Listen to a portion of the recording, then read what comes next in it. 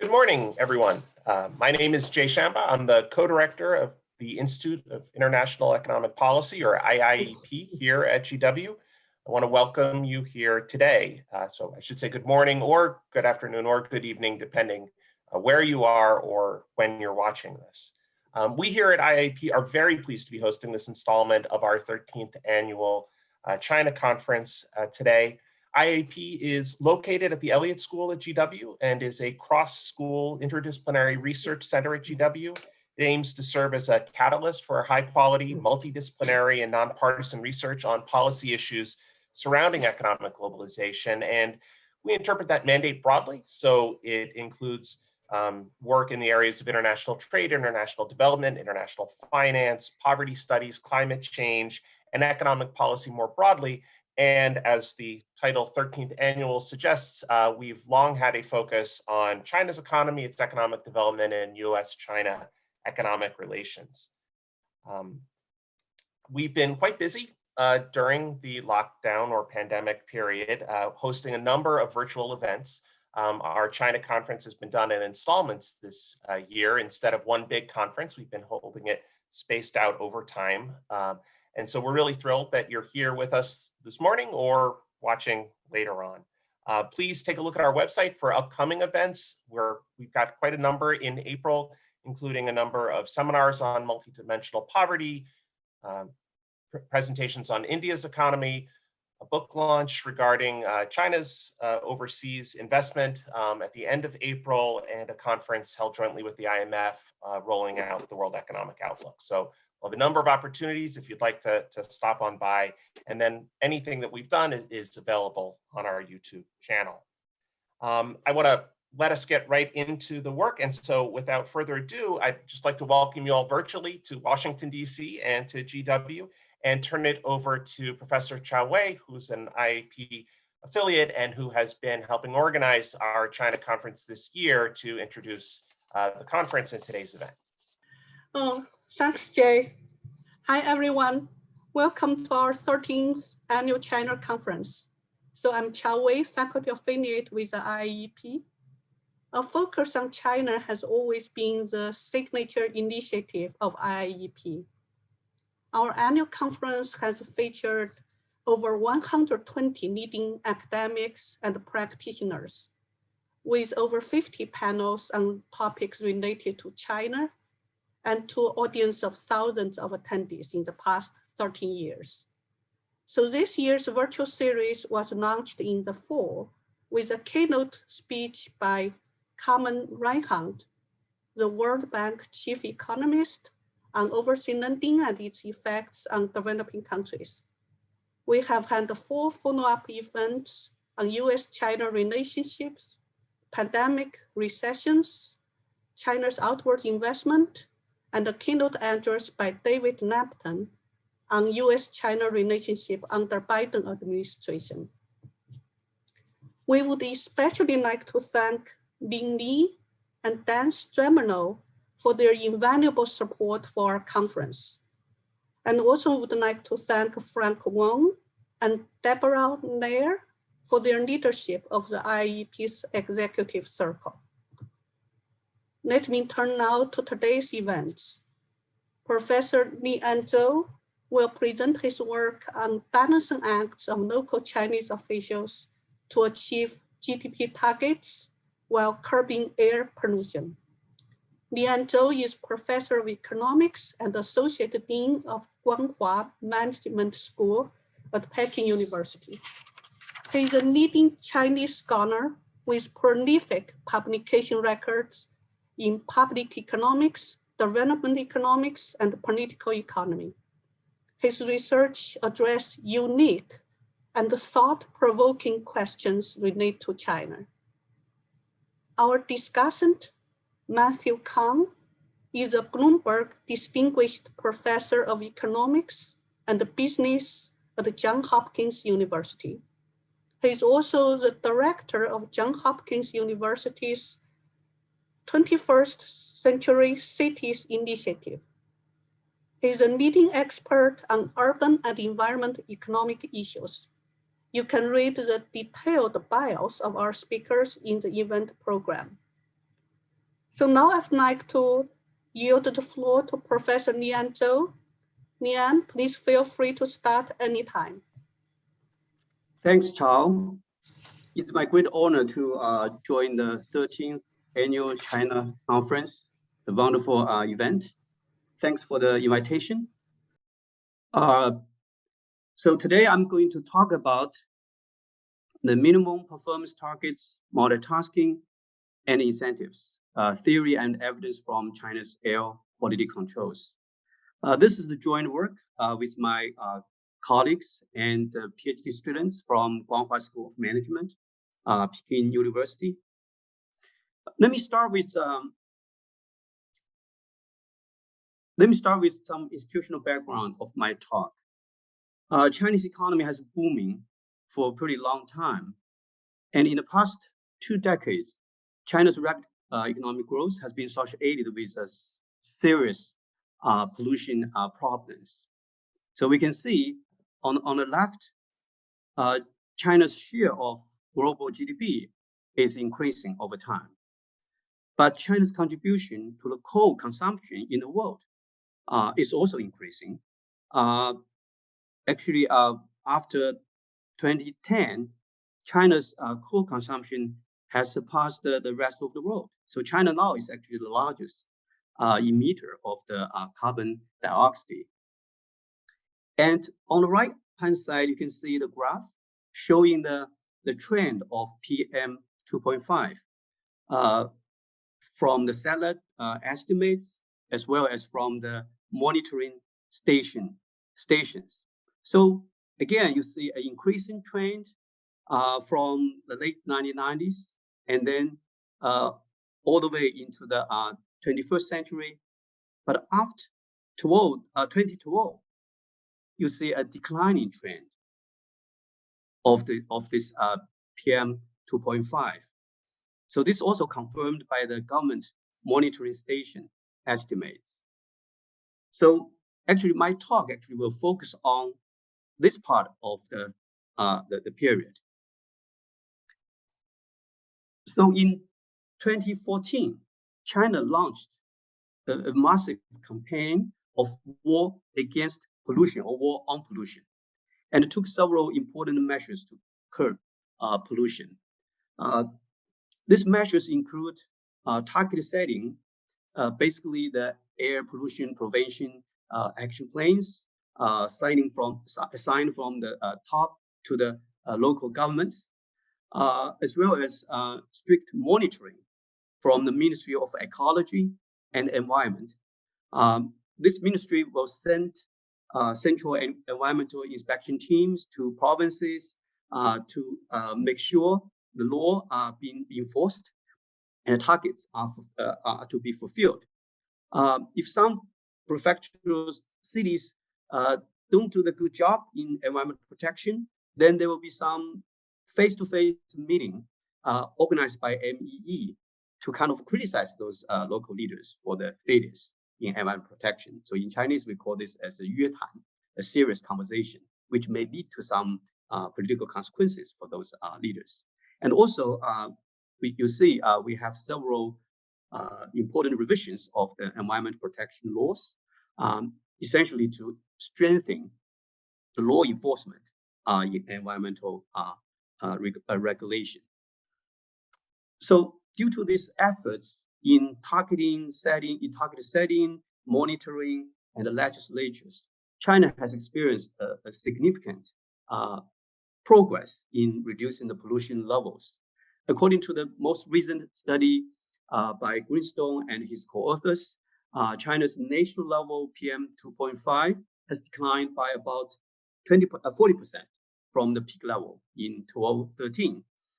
And the sulfur dioxide and the carbon dioxide concentrations by 65% and 33% respectively. And also, according to the MEE, the Ministry of Ecology and Environment statistics, the average rate of good air quality days in 2020 is 87%, which represents a significant improvement from 2015. This improvement can also be seen from the comparison of two pictures. in 2013 and 2020. So on the left side, you see this is the case of the sky of Beijing in 2013. Most of the days were smoky and cloudy. But in 2020, well, still not perfect, but you see much more blue skies in Beijing. So this actually represents a big improvement in this period of time. In the environmental regulation, there is one distinction feature which I need to emphasize. Basically, local governments have played a very critical role in environmental regulation, on the top of many other things like promoting economic growth. Why local governments are so important for environmental regulation? Two reasons. First, those local officials have very strong incentives to boost local economy and generate fiscal revenues, because the promotion of local officials is typically linked with local economic performance. So they can affect the economic development in the regions. But on the other hand, they are also responsible for enforcing environmental regulation, like shutting down polluting factories, collecting fines on violations. So this actually will affect the extent of environmental enforcement. So because of those critical roles played by the local governments, so we need to see what really happened to them since 2014, when China had this war on pollution. Before 2014, we know environment protection was not a big deal for local officials, because their promotion didn't depend that much on their performance in this regard. But things has changed dramatically since 2014.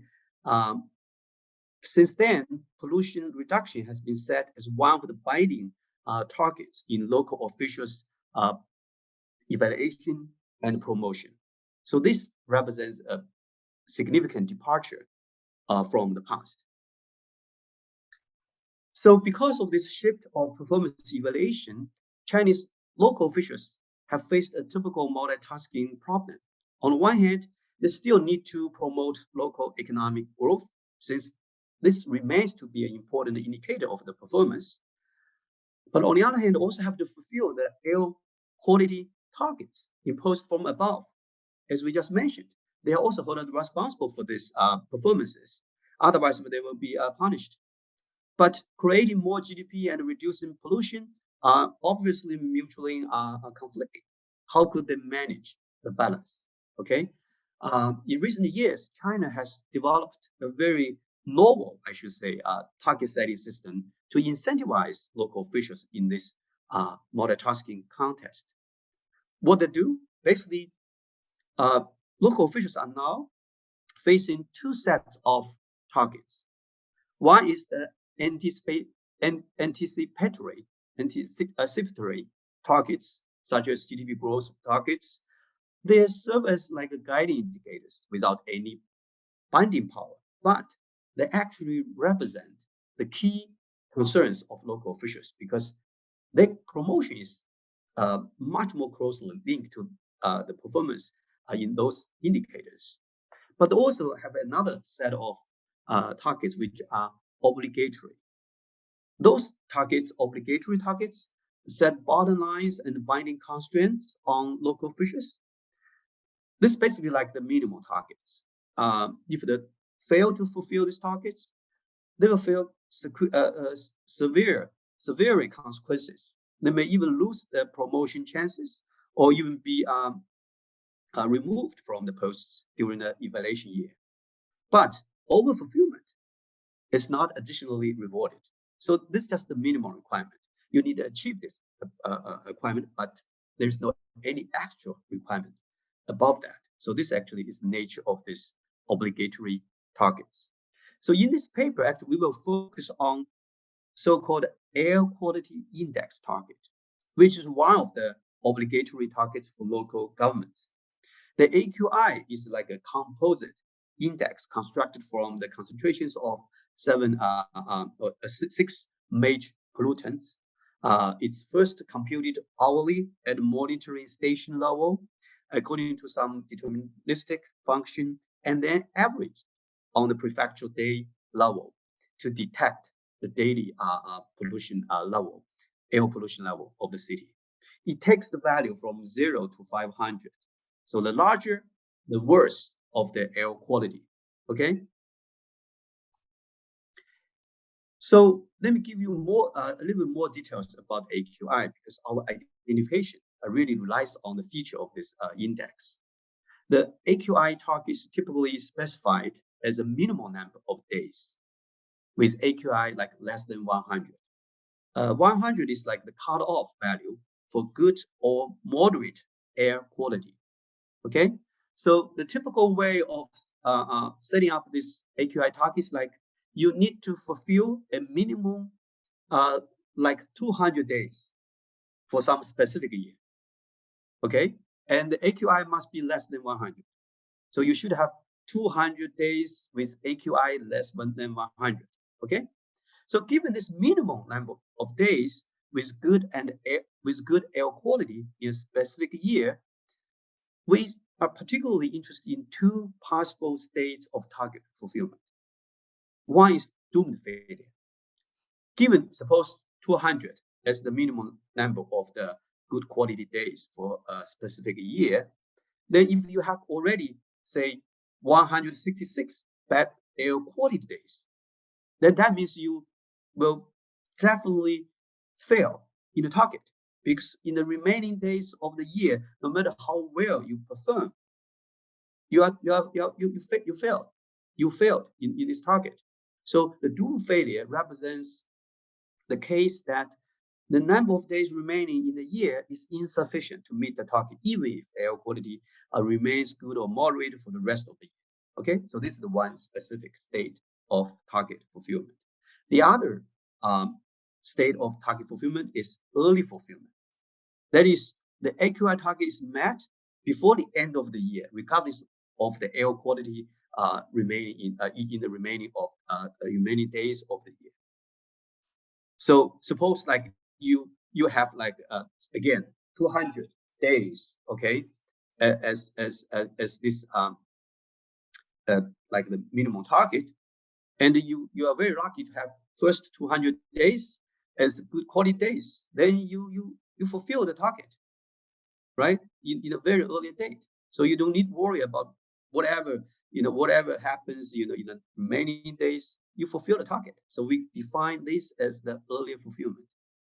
So these two specific states of target fulfillment will be the sources of our identification. Okay, just give you some evidence about how these obligatory targets work in reality.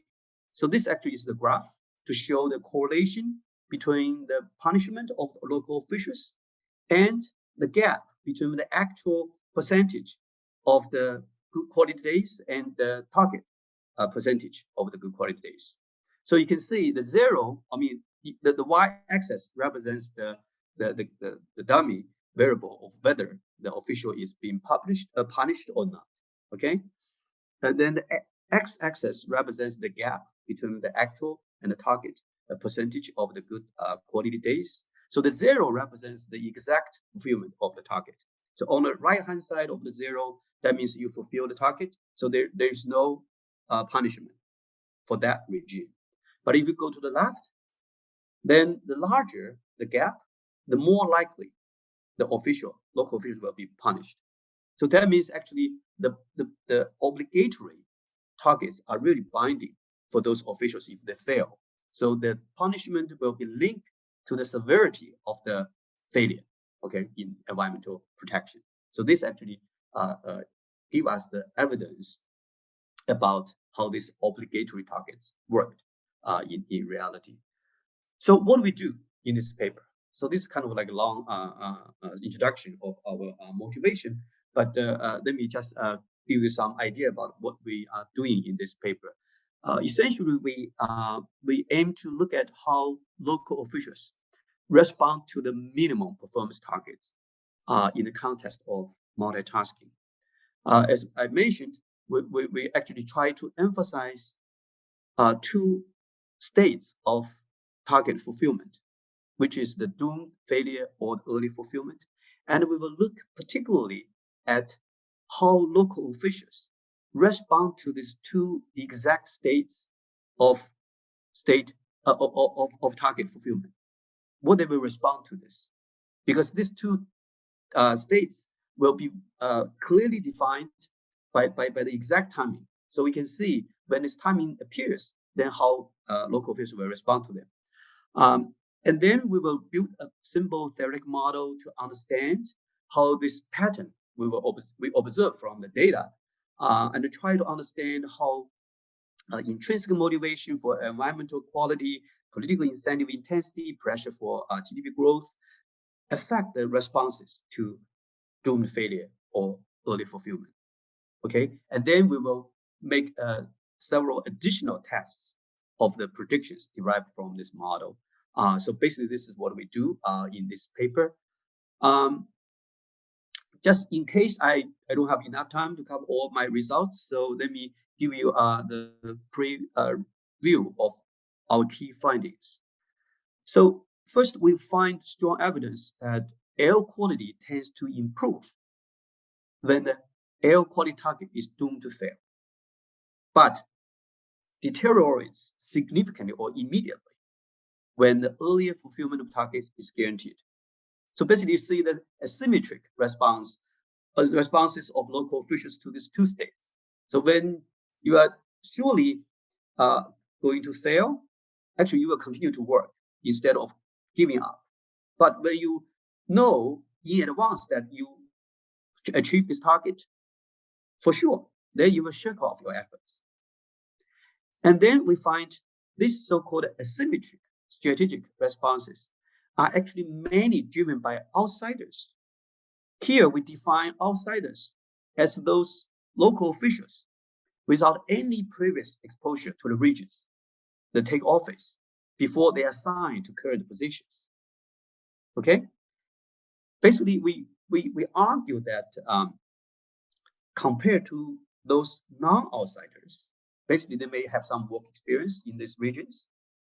Outsiders may have less intrinsic value for local environments and may act more strategically to the minimal air quality targets. So here, outsiders versus non-outsiders will become like a distinction between the degree of the high intrinsic value or low intrinsic value. Okay, I will discuss this later in more details. And then also we find great pressure to promote local economic development will reinforce the outsiders' asymmetric responses. Okay, for non-outsiders, air quality performance is stable in both cases of target fulfillment. So basically, when you have this, if we follow our interpretation of these non-outsiders, that means they actually have more intrinsic value about the air quality.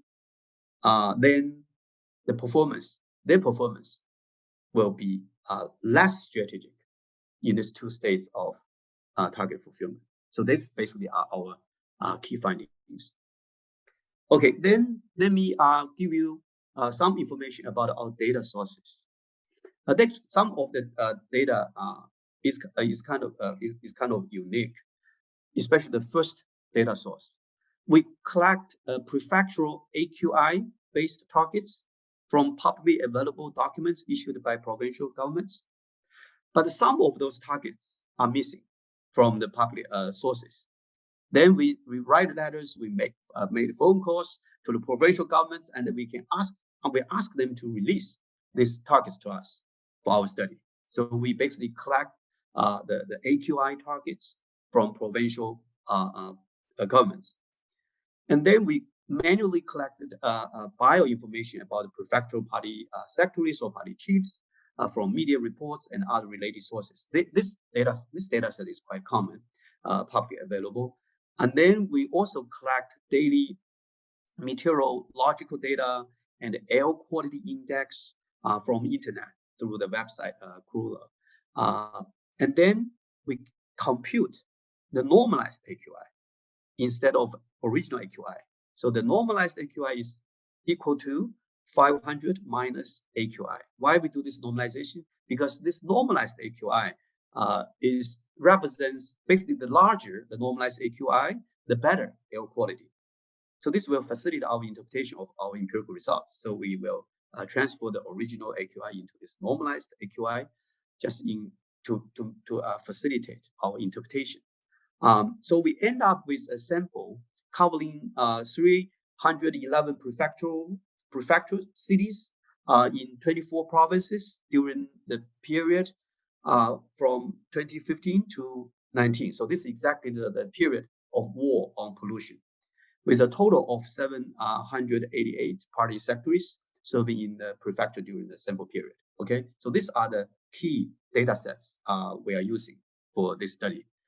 So just give you a sense of this target distribution and fulfillment distribution. So on the left side, you see this actually is the distribution of the targets across prefectures.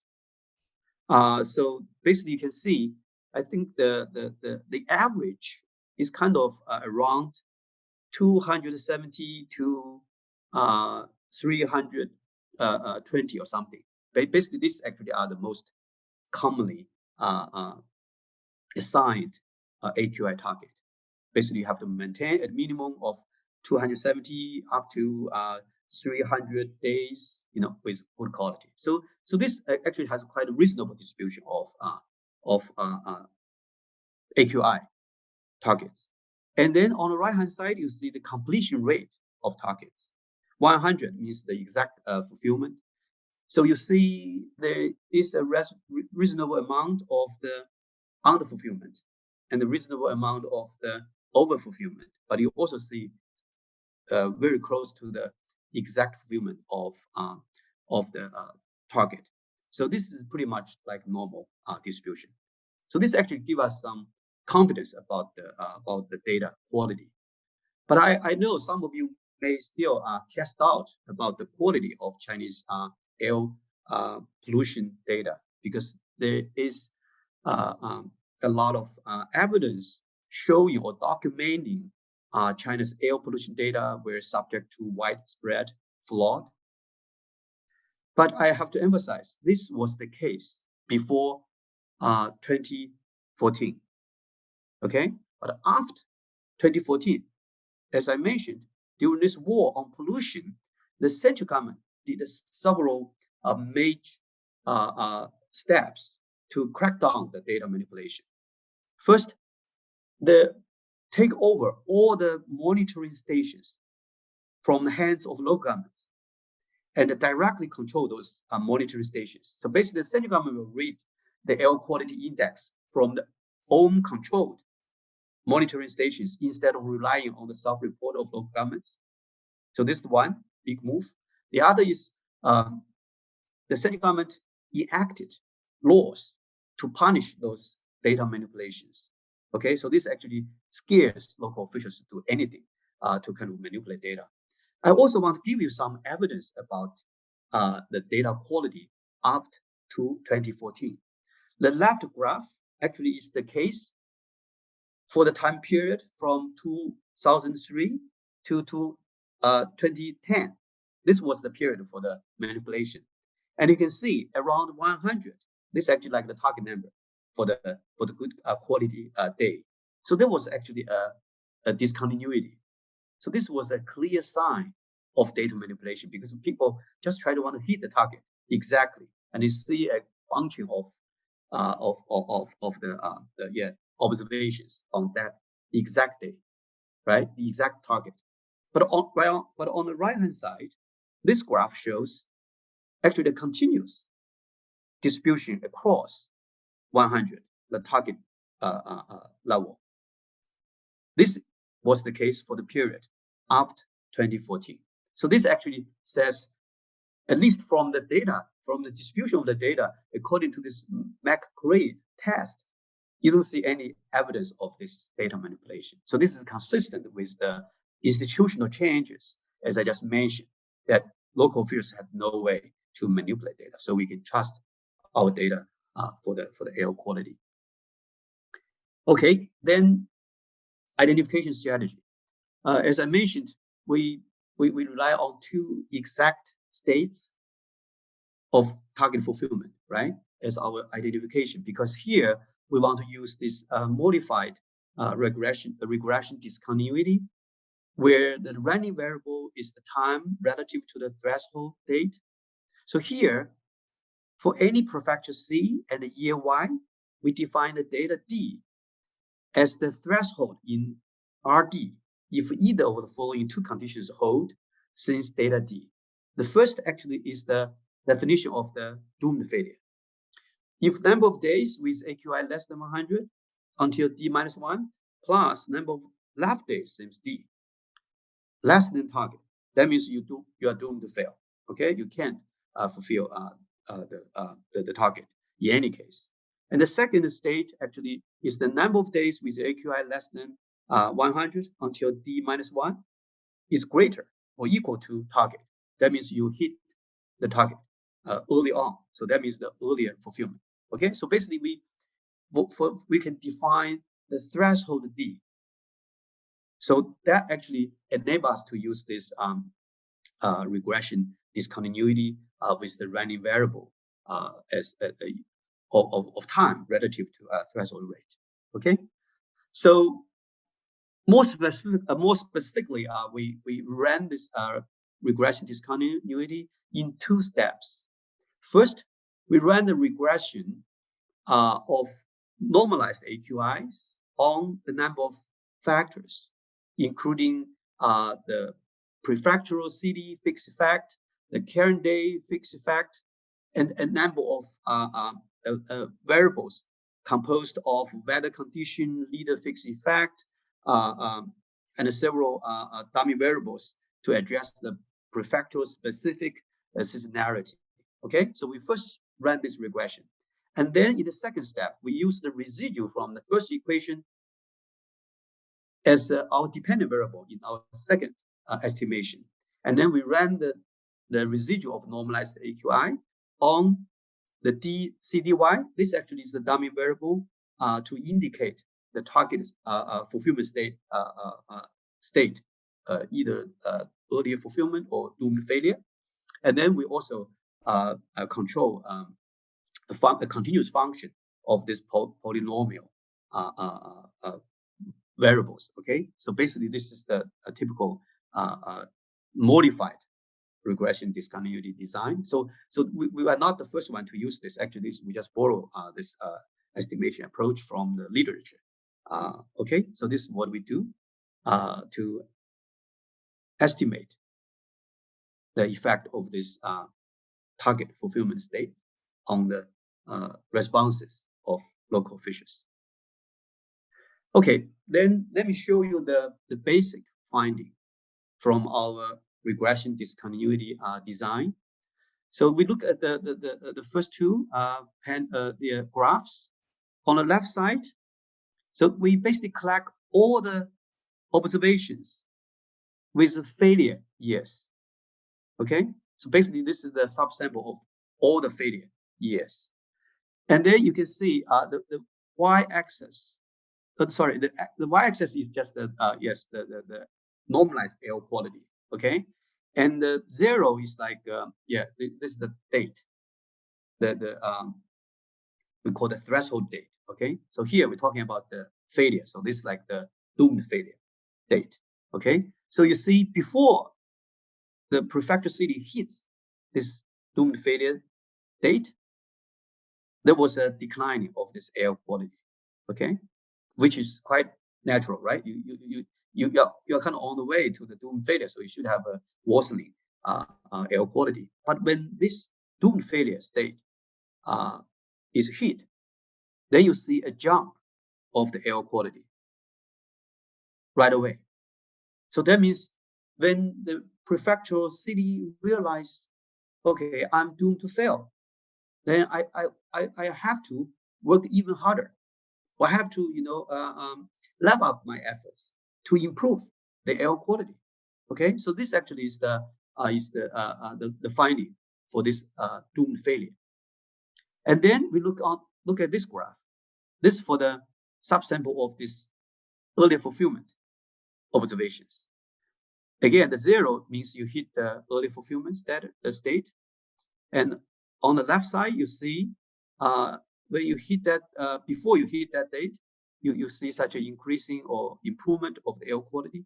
But when you hit this earlier fulfillment, the city leader shakes off the effort right away. So you see the big decline, a sharp decline of the air quality after the early fulfillment is hit. Okay, so we call this as asymmetric responses of local officials to two states of target fulfillment.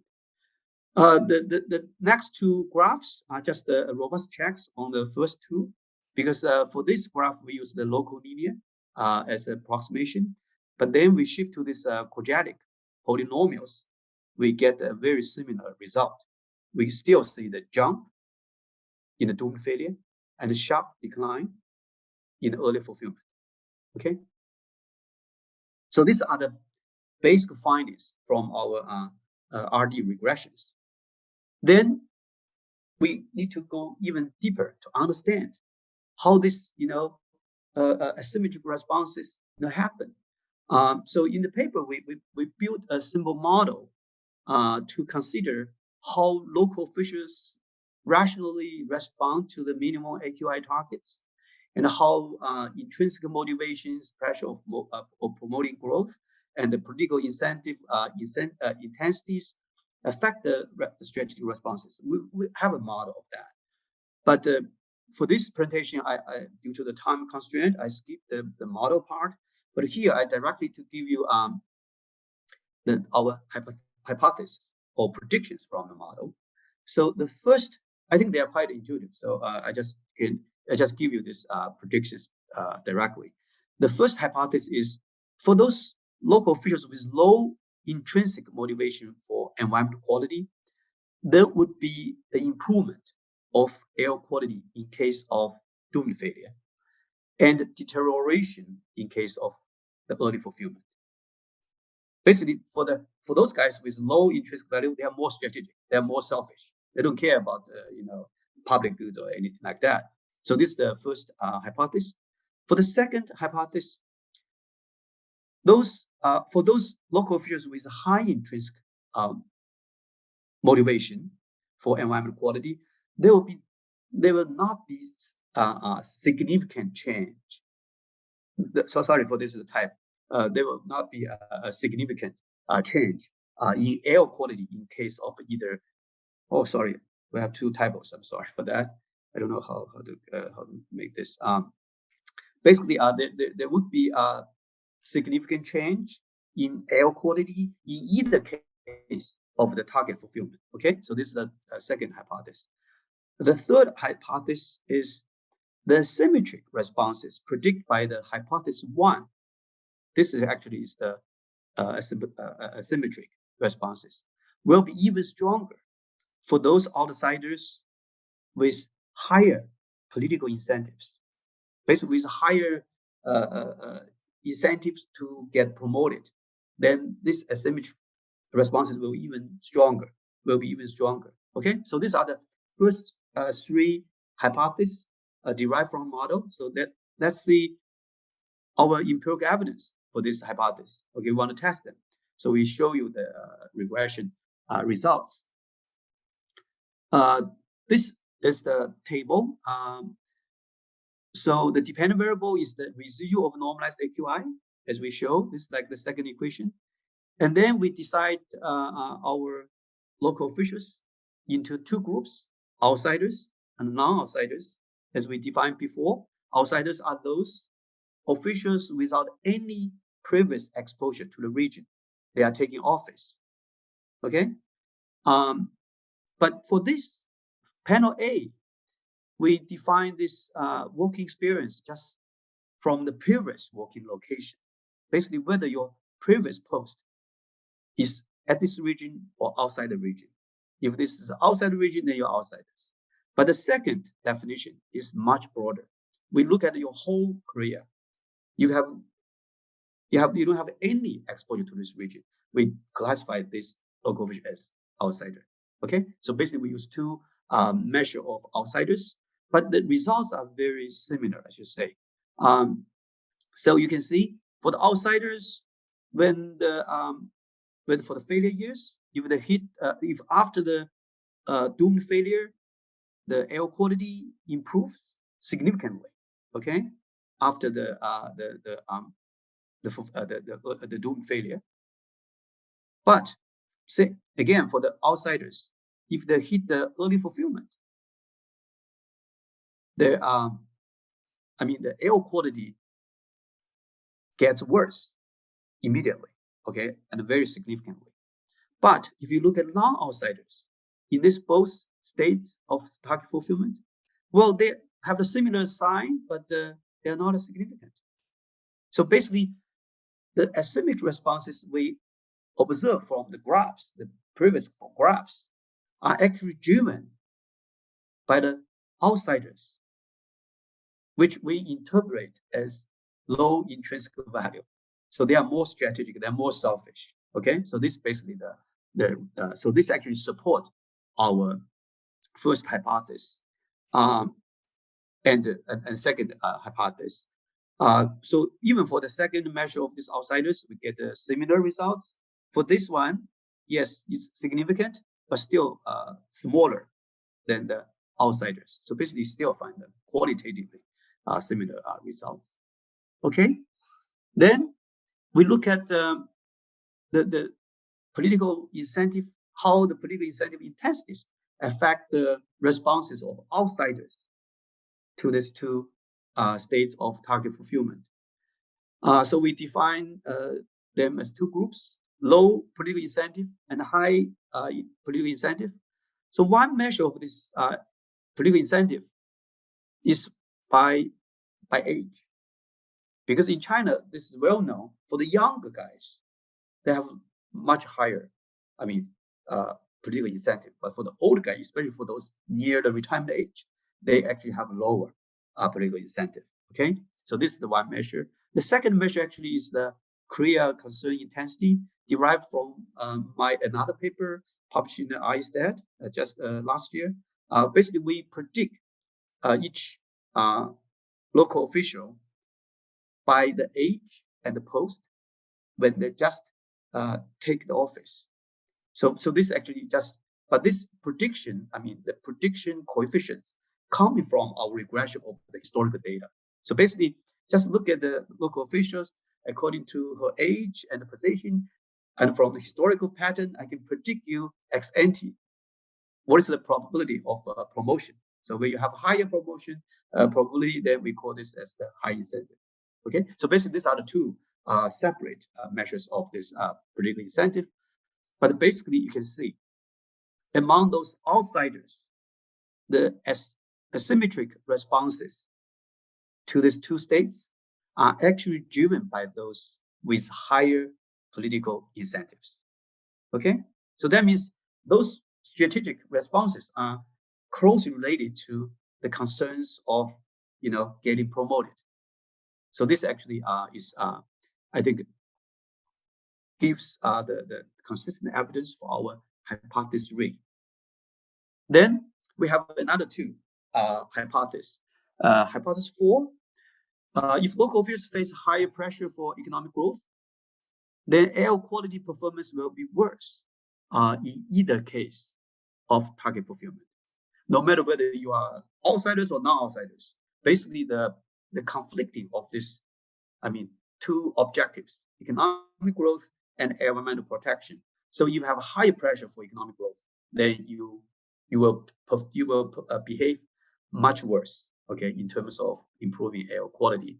Okay, and hypothesis 5 is the following: if local officials face higher pressure for central supervision, or if they face closer monitoring from the central government, then the air quality performance will be better in either case of target fulfillment, no matter whether you are outsiders or non-outsiders. Okay, so basically for these two hypotheses we introduce, the conflicting or the pressure from promoting economic growth and the monitoring from the central government. So you see this kind of like a uniform impact on local officials. Okay, and then these are the tests of these two hypotheses. Here we define the burden or the pressure of promoting economic growth by whether the city prefecture's economic growth is either above or below the median growth rate within the province. Because prefecture cities are competing just within the province, not across provinces. So basically, if you have lower growth than the median, then you feel higher pressure. So this is the idea of this measure. Or you can use this just the provincial average growth rate. Okay, so basically there are two very similar measures. So what we find is for those guys with higher burden of growth, even when they hit the doomed failure, they improve their air quality, but in much less amount. Okay, and for those in the state of earlier fulfillment, for those guys with higher burden of economic growth, when they hit the early fulfillment, the air performance deteriorates much more than those with lower burden of economic growth. So you see the conflicting of objectives creating these trade-offs, okay, between across these states. If we use the second measure, we get similar results, okay. And then we look at the impact of those central monitoring. In the past, during our sample period, the central government, basically the MEE, Ministry of Ecology and Environment, picked up maybe 60 to 100 prefecture cities on the list. And the central government will keep close eyes on those listed cities. So they will detect or monitor the air quality on monthly basis, and they will release the ranking of those cities. So basically, they are on the public eyes, they are on the spotlight, so they will be much closely monitored. While others not on the list, they are face less pressure from this monitoring. So basically, we divide our sample into two groups: loosely supervised, strictly supervised, and you can find for those strictly supervised, when they hit the doomed failure, the air quality improvement is much larger, okay? But when they hit the early fulfillment, the deterioration of the air quality is much weaker for those strictly supervised cities, okay? So this actually give us the evidence consistent with the hypothesis 5. You see the impact of the central monitoring on the behavior of those local officials. Okay, so okay, then yes, we pretty much finish our analysis. So let me just give you a quick summary of our findings. So this paper essentially look at the bureaucrats' responses to minimum air quality targets in context of multitasking. We find evidence that local bureaucrats will continue to make efforts in environmental protection instead of giving up completely, even in the case of doomed failure, while they will shake off the efforts if the fulfillment is earlier achieved. Okay, and also we find the bureaucrats who are outsiders and have strong political incentives will react more strategically to the completion status of obligatory targets. Okay, and if officials are under less pressure of promoting economic growth or under stricter supervision from the central government, we observe a larger air quality improvement in either case of this target fulfillment. Okay, so these are the basic findings from our study. Then what is the takeaway from this study? These are the three, I think, takeaways. First, we believe our study sheds light on how minimum air quality targets function in China.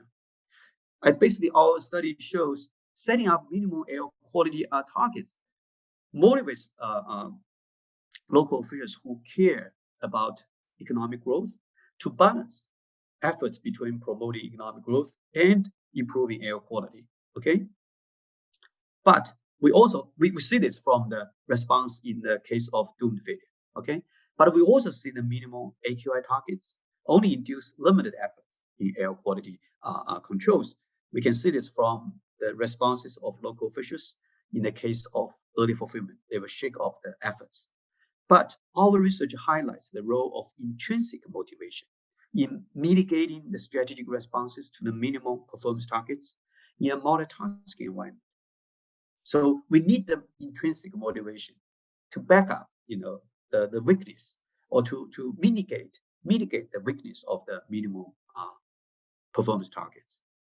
And also we find the stricter supervision from high-level government always pushes local officials to work harder to improve air quality, no matter whether they are outsiders or non-outsiders, whether they are in the case of doomed failure or early fulfillment.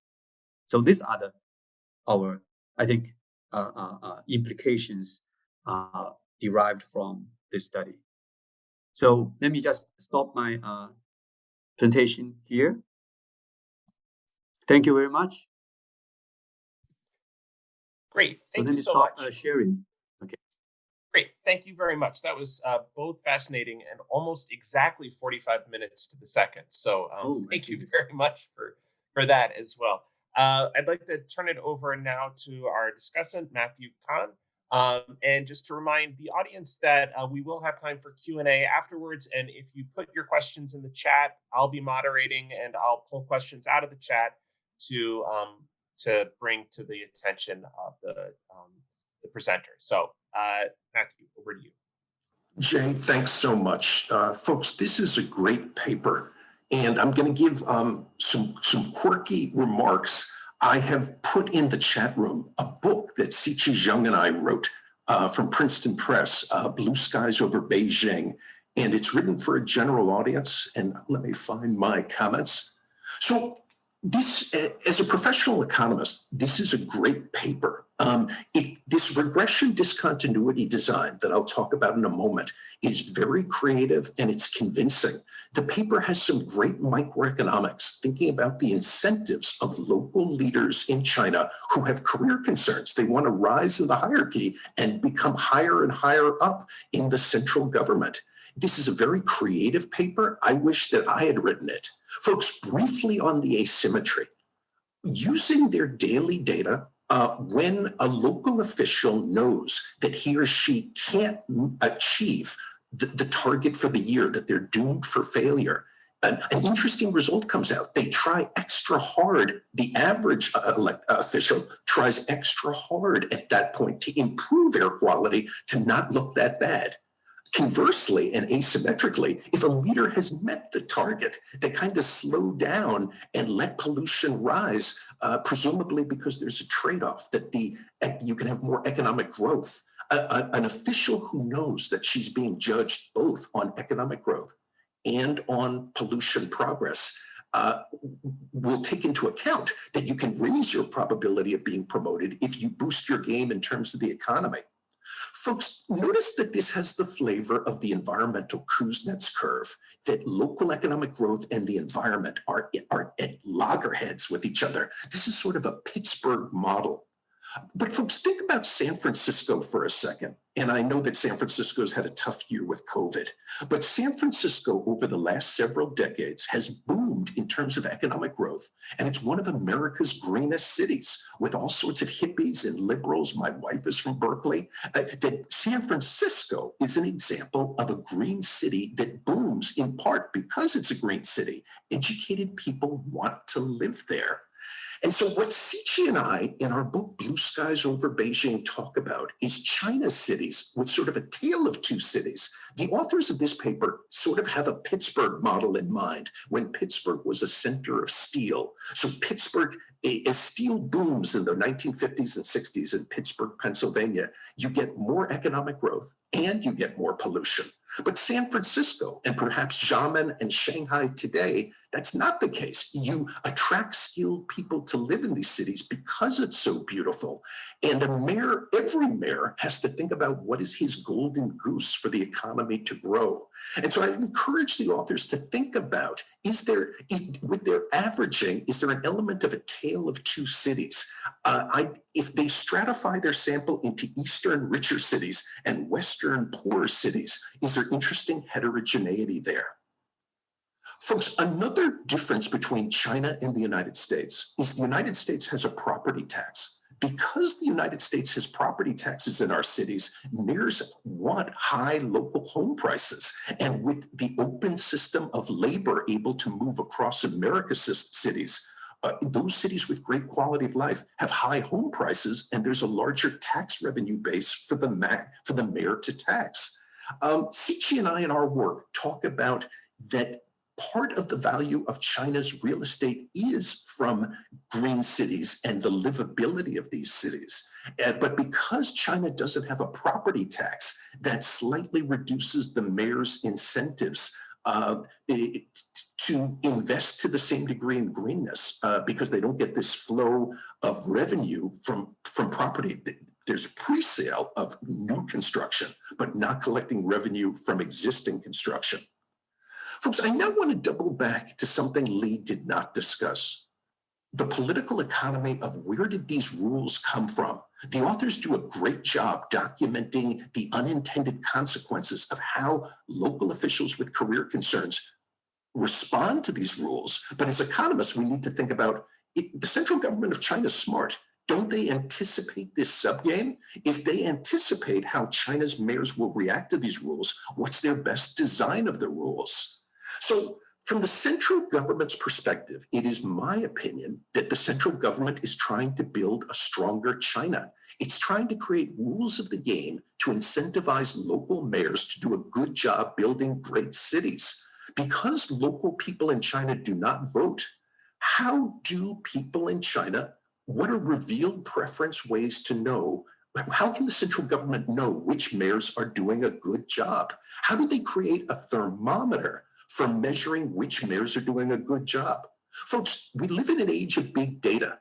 I've written papers with Siqi on using the Weibo chat platform for measuring local sentiment. It would interest me very much if going forward, if the Chinese central government reads Lee's paper, going forward, will they come up with new metrics for measuring whether local residents are happy with their leaders? What's the right metric in a nation that doesn't have direct elections to decide which mayors get promoted? And when an economist sees a rule, a promotion rule, why did the central government choose that? And is that an optimal rule? Folks, a couple of more points and I will wrap up. So again, I want to reiterate that it's fascinating in their empirical work of coming up with this sharp regression discontinuity.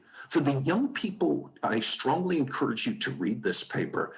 That it fascinates me that there's this asymmetry, and that Lee did a great job documenting of how local officials respond to the rules that they face.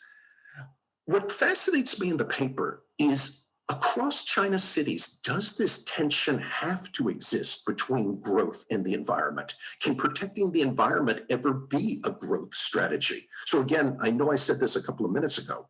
The authors do have in mind a sort of dirty smokestack theory that the golden goose of the local economy is dirty industry.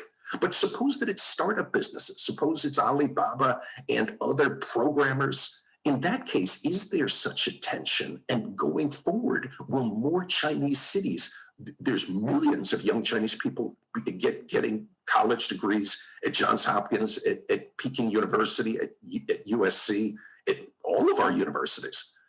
As the growing cohorts in China get older, and many of them are college educated, will the problems documented in this paper vanish? Because out of career concerns, will officials know that the golden goose is the brain, and college educated people want to live in a clean city? Two more points before I wrap up.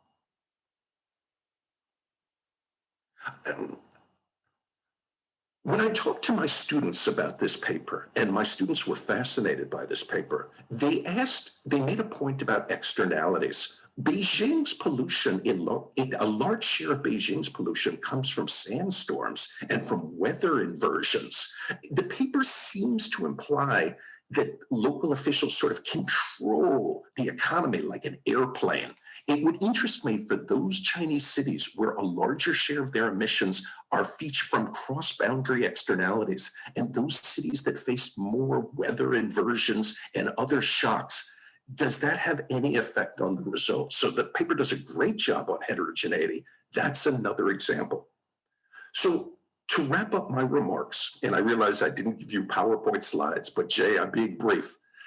This paper implicitly embraces the environmental Kuznets curve hypothesis that in a middle-income nation, that economic development is associated with higher levels of pollution, and thus local officials face extreme trade-offs. China has significant income inequality within the nation. For the richer, more educated cities, I claim they're more like San Francisco, and that attenuates some of the trade-offs the authors are talking about. My intuition is that the bulk of the action in this paper is really in the poorer cities in the West. And again, if the central government of China is as smart as I think it is, have they anticipated these effects, and what is their best response going forward? Jay, thank you. Thank you so much. That was really fascinating. I think I had mentioned, Chao, if you had a question, I was going to come to you first, and then I was going to start pulling them from out of the chat, and also give Professor Zhou a chance to respond to a few thoughts. So Chao, did you have a question you wanted to ask? Yes. Yeah. Okay. I actually have a couple related question. So one thing I really enjoy the talk and enjoy Matthew's discussion. So my question actually are related to both. So what I want to ask Lian is how much of this air quality is under the control of party secretary at the prefectural level. So there might be polluting industries, there might be polluting vehicle traffic. So some parts are maybe GDP related, may have GDP consequence, but others not. And some industries are controlled by central government or by provincial government, so not completely under the prefectural control. So in light of that, I'm wondering whether there are some pre-negotiations or implicit understanding between, the party secretary at the prefectural level to their supervisors in terms of the targets. So if those implicit understandings are not observed by econometricians, would that affect your estimation? And the second point is that I kind of see some arbitrage opportunity. If there's a 100 days limit, and if the sandstorm is out of the control, then I would like to let my industries pollute as much as possible on sandstorm days, and try to arbitrage across different seasons. Do we observe such kinds of strategic reactions given such a target? So that's my question. Great. Why don't I turn it back over to Lian for a few moments to either answer anything that Chao just asked or that Matt had asked earlier. Okay, thank you, Jay. Let me respond to Matthew's and Chao's comments in a very brief way. First, let me thank Matthew for the very encouraging comments for our paper. Yes, actually, Matthew remind us about our paper. I mean, remind us the connection of our paper with environmental curve. Actually, we haven't thought about that, but I think this actually points to a very important direction about the potential implication of our study. So I very appreciate this comment. The second is about whether the central government anticipates the strategic response of local officials, whether given this anticipation, whether the central government has the better design of that. Yeah, this is a great question. Actually, well, we never can guess what the central government, mindset, but I would say this design exactly reflects the understanding of the central government about the reaction or rational reaction of local officials. So this is why they have two sets of obligatory targets and anticipatory, targets. So basically, for the economic growth, this is promotional. The more is always better. But for the air quality, central government knows this is important. But at this stage, China still have to put economic growth as the first priority, and then give it the minimum requirement for the air quality controls. So I think this actually exactly reflects the trade-offs in the mind of the central government. But I would say the central government would change this set of the minimal targets when they knows our research or knows the strategic responses. I think that this is, I would say, is almost like the optimal or the only choice they can do, given, I mean, the trade-offs between growth and environment protection at this stage. The third one, I really like this comment about the brain instead of the polluting industries. So the current dilemma for both central government and local governments is like we are still at the economic development stage of relying on manufacturing, mostly on those potentially polluting industries. If we can shift to those like renewable energy sector, R&D driven economy, then this trade-off will disappear. But this is exactly the moment we have to fight against this pollution, generated by the high economic growth, by the dirty industries. When we can get away from the dirty industries, we will embrace a new set of targets, not like this one. So I think this exact constraint by the current industry structure. But I think China will move towards to the green, cities, green technologies, things like that. So this is why we have this carbon neutrality, goals, set up just in recent days. So I really appreciate your comments. For the Charles comments, first, how much of the air quality is under control of local officials? This is a great question. Actually, in our paper, we anticipate this kind of question. So we give some details about how local government can not fully control the air quality performance, but they can do a lot of jobs. Like they can shut down the factories, they can increase the fines, on the violations. Sometimes they can even ask the construction to stop, or they ask the construction teams to kind of control the dust. And also they hire the professional consulting firms to detect the air quality index in order to make sure that they will hit the target or how far is away from target. So they hire professionals to do this.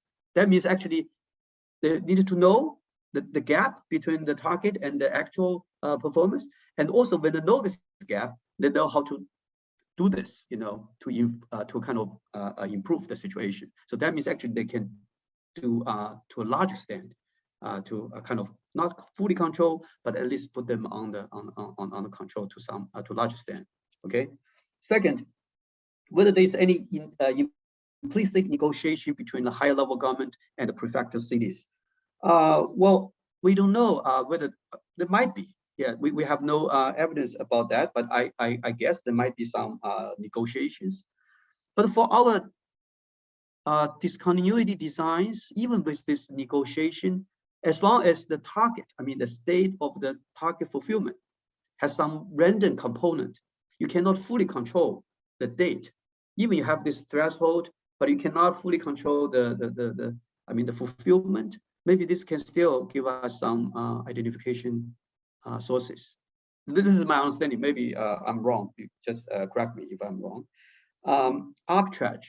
This may happen. Yeah, you may kind of leverage some like sandstorms, right, to wash out your dirty work, whatever. You can do that. But for our current study, yeah, we don't do much, to address this arbitrage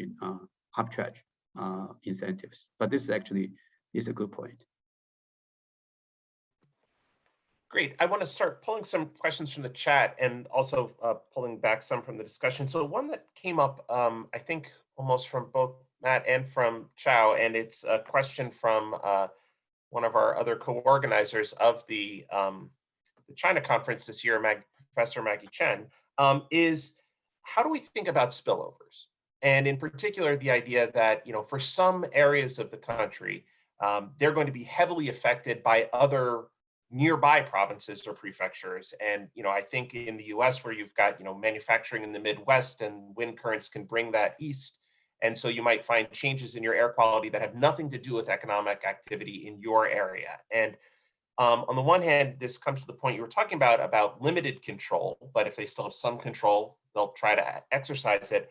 But Maggie raises the second question of, does it lead to any collaboration, right? So does it lead, if they know there are spillovers, can there be side bargaining or any attempt to say to a nearby area that is affecting your air quality, hey, if you limit your activity, that will help me? Is there any attempt to collaborate or deal with those types of spillovers? Okay, very good comments. Spillover issue. I think this is this is a potential concern. There must be some spillovers. Actually, we know Beijing now is like the center of attention about this PM 2.5 levels, right? So in order to make Beijing look good, so the central government asked all the prefect cities in Hebei province, which is near or neighboring Beijing, to face very different target system from others. So in our analysis, we delete all the prefect cities in Hebei because this is very special. It's so special. It's on a separate monitoring system. So for other cities, well, I think spillovers will be still there. But yes, I think. But for our current analysis, we didn't do the job to kind of addressing these spillovers. We just treat like, yeah, spillovers may play some role, but this is not a dominant force to affect the air quality. So we don't do much to address that. So I think this is a very valid concern. Collaborations, yes, because we have the spillovers. But this collaboration will be organized or initiated by the higher level government. Typically will be at the provincial level or at the central level or ministry level. So there must be some collaboration for this air quality controls. Yes, but this is, I think it's very interesting comment. We need to think more about how to kind of detect this collaboration, whether there is any or in our data, or whether we can detect this kind of collaboration and how this will affect our results. But this, yeah, spillover and collaboration are the two very valid concerns for us to consider. Thank you. There's another question from Frank Wang, who is asking about the fact that in the business world, you often see kind of an extra bonus if you go above a target by a certain amount. And wondering in some sense if your results, especially on the way that strategic actors, once they've cleared the hurdle, kind of shift their behavior in a way that probably isn't what the central government wants, if it would then suggest that the government should add in additional bonuses, right? That if if it's instead of 100 days, well, fine, if you get to 120 days, then you're going to get a bonus like that, or put in some tiers so that in some sense you don't quit trying, in a sense, or for that matter on the low side, so that if you get partial credit if you come close, so again that you don't quit trying.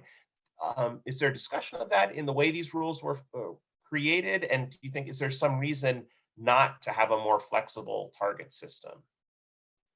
Yeah, this question is related to Matthew's question, whether there is any optimal design from the central government or any room for this better design of these incentives. My understanding is like, you see, this minimum target, that is, if you fail the target, I give you some like incentive pay. If you improve your situation, I punish you less. Okay, so give you some extra incentive to do better when you fail in the target.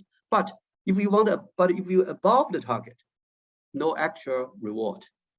So this actually clearly reflects the calculation of the central government that for most regions, for most cities, economic development is still the top priority. See, so why it's very easy for central government to say, okay, I should give you extra bonus if you can, above the you can be above the target. This is very easy to do it. But why they just give it? Why set up the air quality target just as the minimum? No extra, very clear, no extra bonus. You just hit the target. That's it. Even I know you will check off your efforts after you hit the target, but I just let it be. Because I mean, overall, they take this into account that, I mean, the importance of, continuing to develop local economy. So I think this exactly reflects the calculations of the central government to kind of balance. So now environmental protection is still like the constraint, not like the objective. But maybe when China shift to this like carbon neutrality mode, maybe they will change the rule. It's possible. So I think this is reflects the current stage considerations. But maybe in the next stage, when the environment protection is become more and more important, green cities become more and more important, the central government may change the rule. They can change the rule overnight. Yes. One of the first questions that came in as you were talking was about kind of the unit of analysis, both your unit of analysis and, for that matter, what seems to be the unit of analysis the central government has decided on to kind of set these targets. So why focus on the prefecture level? Would it make sense for there to be other types of targets at a broader level or a smaller level? What is the rationale for the kind of both your unit of analysis, but I'm assuming that is coming based on the unit of analysis the central government has chosen to set these targets? Okay, so the targets is designed from top down. The Ministry of Ecology and Environment has some like a overall target, and then this overall target will be decomposed into provincial ones. But provincial is just a higher level government without doing anything underneath on earth. So they still have to kind of re-decompose the targets into the prefectural cities. Prefectural cities are kind of like the ultimate unit of doing this environmental protection. Maybe some of them may assign this target even to the county levels, which is lower than the prefectural, but the city one are the major ones. So they are the major units responsible for this air quality designs. I think this makes sense because for the county ones, they are too small. For the provincial ones, they have no muscles, no vehicles to do it. So the prefectural, in terms of geographical region, they're still significant, and they also hold all the resources to do it. So this is like the proper unit of environmental regulation and protection. There was a comment, and I think it was from Chao, who mentioned something about auto traffic and asking how that might play in. And I just think of visits to Beijing for major international events in the early 2010s or something, where we would hear that, before the US team arrived, for a week before, you could only drive into the city with limited license plate numbers. And that it was, and sometimes it would be factories would be shut down, but at other times there would be a much bigger focus on letting the factories operate and continuing and limiting the auto traffic. And so I was just wondering about whether you had explored anything about differential choices that the governments might make, that if you were hitting your economic targets already, then you could do the easier thing, which would be to limit the factories. But if you were behind on your economic targets and your environmental targets, do you try to squeeze in other places that might be very unpopular, limiting auto traffic, but might be a way to let you hit both targets? Yeah, this actually is a good comment. We haven't seen any, you are talking about the mechanism, right? Whether, right, when you see this air performance improves, whether this is driven by, control on traffic, auto traffic, or by shutting down factories. Yeah, we don't look at level data, but this is a very good suggestion to kind of improve our analysis. But sometimes, in order to get prefecture level traffic data, is not easy. But I should say the traffic control. I mean, all the traffic control is surely one of the channels to control the air quality. I just give you an example. In 2008, Beijing held the Olympic Games, right? So in China, we called actually in those episodes, in that period of time when the game was ongoing, I mean, Beijing had all the blue skies. So in China, we call this the Olympic blue, because this almost all the traffic was stopped. Okay, and I believe, and the factories near Beijing are also, I mean, kind of like grounded. You know, basically they limit the emission of pollution. So yes, all the traffic, factory emission, you know, all these other the channels to affect this air quality performance. But this is a really good suggestion. So we need to find out whether we can get data, you know, to look at these mechanisms. James Foster, you had a question. Did you want to just unmute and ask yourself? I hadn't thought of that, but that sounds like a fine idea. I was just asking about the, in particular, the data on particulates in the more recent years. If your statement that the data has become better through time matches up with data that's available from other sources like the US Embassy and perhaps other types of satellite information and so on. Just wanted to see if that's another way of confirming your conclusions, and if you had a couple of comments, you or Matthew might have a couple of comments on that that aspect. So let me respond to your question. You suggest that we can do the double check from other sources like US Embassy. Actually, this is the job being done by Greenstone in his most recent paper. He actually published a review article. He showed this. The air quality performance improvement was confirmed by the readings from the US Embassy in Beijing as well. Yeah, so already done this. So we just cite the paper and to kind of reinforce our findings. Yes. Okay. And Chao, I see you had another question. Did you want to unmute and hop in?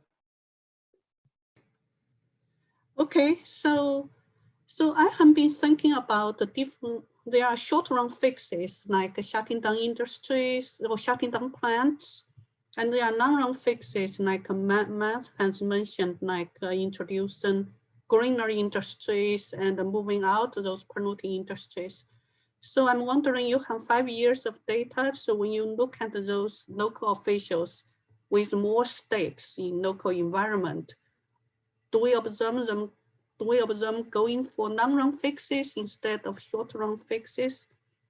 And if they go for long-run fixes, you know, those minimum environment target might be less binding than compared to other places. So do we observe such kinds of, you know, happenings? Okay, yeah, this is, again, this relates to the channels of the air quality performance changes. Yes, maybe we can find the factory level, like pollution or the entry of the firm, the industry of the firm, right? And see how this contribute to the air quality performance and how and whether this improvement is short run or long run. So yeah, when we have this like factory level data, especially like we have information about the ownership, industry, size of the firms, then we can tell, right, how this, yeah, can serve for the purpose of improving the air quality performance. But this is good, great comment and suggestion. Okay, great. We're starting to run lower on time, and so I wanted to first double check. Just Matt, did you have any final comments or questions you wanted to add in? No? Okay. then I'd like to thank our speakers a great deal. I'd like to see if give our speaker one last opportunity if you had any closing remarks or anything after all the questions that you wanted to wrap up with. Or are you all set? I don't have anything to add. I just Okay. want to thank you all for the wonderful comments and the suggestions. Well, great. Thank you very much for being here. This was a fascinating talk, really bringing together two areas IAEP has spent a lot of time working on over its decade and a half or so, both thinking about China's economy on the one hand and climate change issues on the other. So it's wonderful to see this paper, I guess in many ways, could argue in many ways, in addition to being, as Matt said, a really carefully done and interesting empirical study, it's got some hopefulness to it as well. The idea that actually imposing targets that with some importance behind them seems to have non-trivial impacts on environmental quality in China. And as you think of broader issues around climate change, maybe that's a hopeful sign that similar targets and similar incentives could be used there. So I'd like to thank everyone for attending today's event, or for those of you watching it later on YouTube for tuning in to watch, and thank again our speakers. And once again, please check IAEP's events page to see upcoming events that we'll be having over the next few months. Thanks very much, everyone.